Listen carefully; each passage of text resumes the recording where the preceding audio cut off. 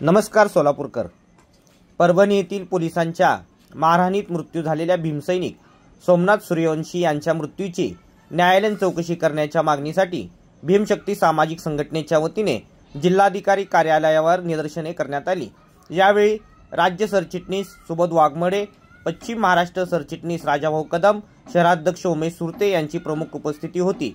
जिल्हाधिकारी यांना निवेदन देताना प्रमिला तुपलवंडे, कमरुनिसा बागवान, संध्या काळे, शोभा बोबे, नसरीन शेख, राजेश्वरी साबळे, मयूर तळभंडारे, प्रकाश बनसोडे, रफिक शेख, सलीम मुल्ला, गणेश बंधनशिवे, भारती रसागर, समीना साबळे, राजा नागटिळक, कीर्ती शिवशरण, मनोज लोंडे, इब्राहिम शेख, समीर मुजावर, अमोल रणशिंगारे, माया कांबळे, पंडित गायकवाड, सोनू सुरते, बाबा कोणे, विकी सुरवसे, राज लांडगे, सचिन सावंत, संजय जाधव, तात्या रणदिवे, गणेश वाघमारे, श्रीकांत गायकवाड, विकी लोंडे, अभिषेक पाटोळे, निखिल पवार, चंद्रकांत कसबे, अभिषेक डोलारे, सतीश शिंगळे, सोन्या कांबळे, प्रबुद्ध कदम, प्रतीक कदम यांची उपस्थिती होती.